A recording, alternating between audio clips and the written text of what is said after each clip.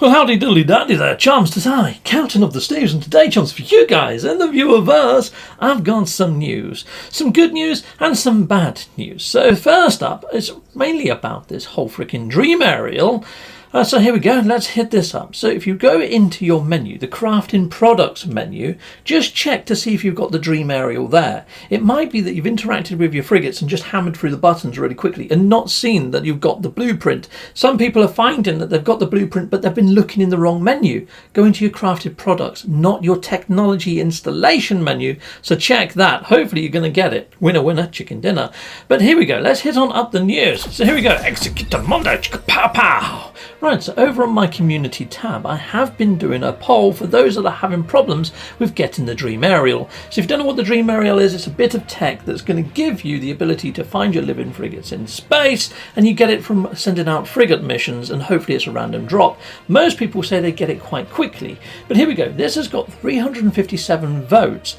Now, Hello Games' patch notes states that it's probably not working down to the players, us guys, from adjusting our system clocks on our consoles or on our PCs. So if you change the time to maybe speed up your eggs or to speed up the living ship or something, or even frigate missions, then it could potentially upset you getting the dream aerial.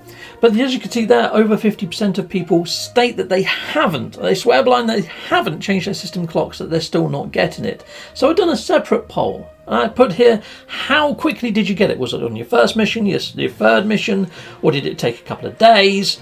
And overwhelmingly, people are still saying, I haven't adjusted my system clock and I'm not getting it. 38%. 25% are saying they got it on their first one. So I feel if you don't get it on your first one or within your third, then you're probably experiencing the same bug that I feel that I'm experiencing. Going over to the patch notes page from Hello Games over on the Steam Experimental, they are putting out some new patches. Oh, fudge. There goes my doorbell. One moment. It was actually a new shirt from frickin' eBay, and it's frickin' great. It's super dry, very nice. Anyhow, back to patch notes. So yes, they put out a whole new ream of patches just on the 25th, and you can see here they've been layering patches on top of patches. So I'm wondering whether they're still trying to fix this dream aerial before they drop the expedition in, which brings us to another bit of bad news about the expedition, which I'll cover in a second. But here's the line where it says, fixed an issue that prevented people from acquiring the living frigate if they changed their system clock.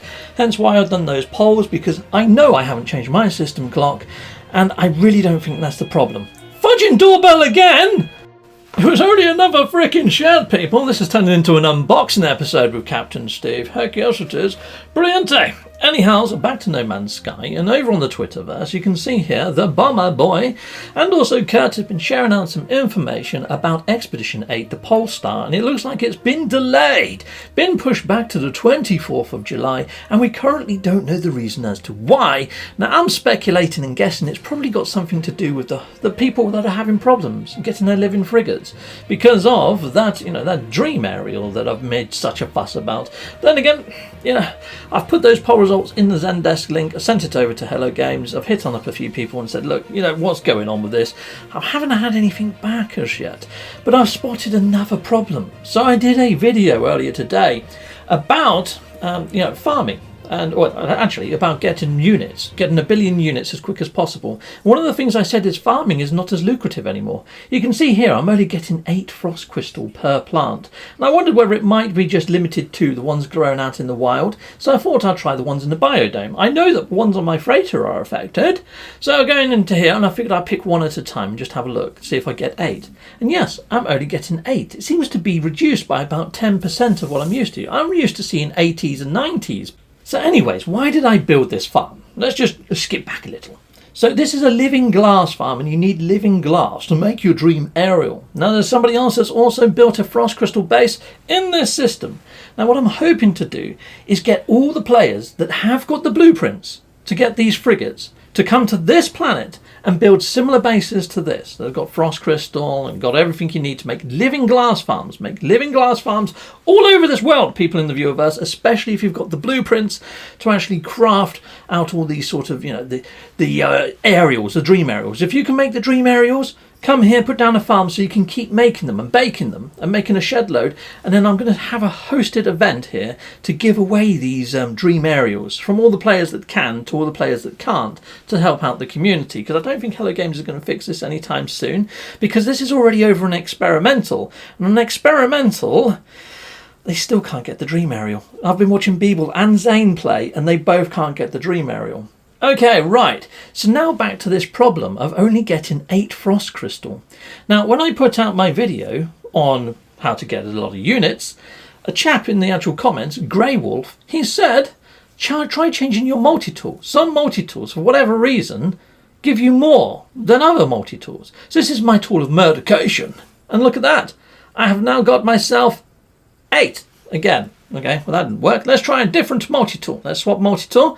And we're going for my Royal Regal Experimental. Oh my fudging what?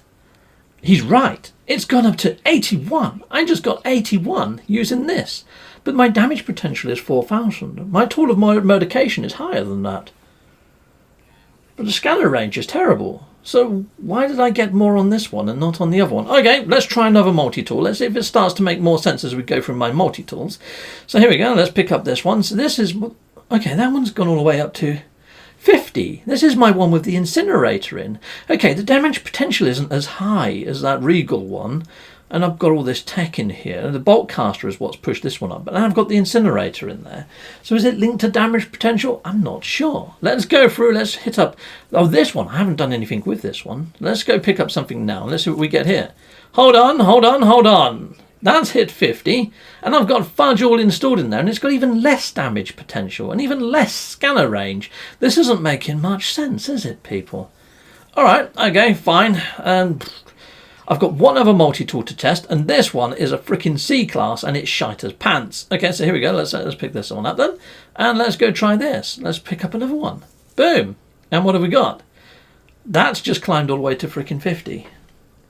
And its damage potential and its scanner range is freaking terrible. All right, fine. Let's get one of my multi-tools that's broken then. And now let's pick a plant with this one. So look at that. Scanner range is freaking awesome. And damage potential isn't bad. But this is my one for detecting fauna. This is the one that I use to get units for, fauna. This is my planet side. This is my all-rounder. And it's back to 9. 9. Okay. All right, let's start dismantling stuff because I can just reload my save, so it doesn't matter. We get rid of the scanner. Let's see if it's the scanner that's doing it. Let's get that all the way down to freaking 0 if we can, and we'll see what happens. We'll just take the whole freaking scanner out. Let's see if that's done the trick. All right, now let's go pick a plant. Now let's see what that freaking does. Let's pick a frost crystal plant, and we've got ourselves 9. Okay, all right. Okay, let's get rid of this thing then, because this is quite new. This is new tech. Let's see if it's the new tech that's doing it, that kills the sentinels. Let's see how we get on now. Boom. And we got another 9 by the looks of things. All right, well, let's take out the solar ray and the animus beam, because those latter multi-tools, they didn't have those, did they? Let's see how we do now. Oh, I think we've found it. I think we've found what's causing the issue. It's either the animus beam or the solar beam, isn't it? Fudging heck, but why? Why would they cause a drop in frickin' farming? This makes no sense whatso frickin' ever. Okay, well, I've just hammered that multi-tool. Let's go back to another one that's broken, because this one was only giving me something like 8. Let's just take out just the animus beam. Okay, cool. Let's take out the animus beam, and let's see if that fixes this one. Boom. Look at that. Look at that. That's now probably one of my best tools for harvesting. It's gone straight up to 78. What the fudging heck? Okay, well, there's the testing, people. That is so freaking weird. Righto, so there we go, people. So I've got a bit of good news for you. The good news is the actual expedition is going to start tomorrow. And some more good news, to fix your farm issue for picking plants, just get rid of your animus beam if you've got one inside your multi-tool. Don't know why. Didn't program it. Have no idea. Can send this to the Zendesk. But there you go, people. I hope that's helped you out in the viewer first. Yeah, until next time. Goodbye, and goodbye again. Well, thank you very much for watching. If you like what you see, please hit a like and a subscribe. And I'd like to say a massive, great big thank you to all of my backers over on Patreon and over on YouTube membership. Thanking you, backers. And if you want to support this channel, just don't skip the adverts. That throws revenue down my avenue. Or yeah, just stay with Captain Steve that little bit longer and hit something on this screen. There's merch here now too.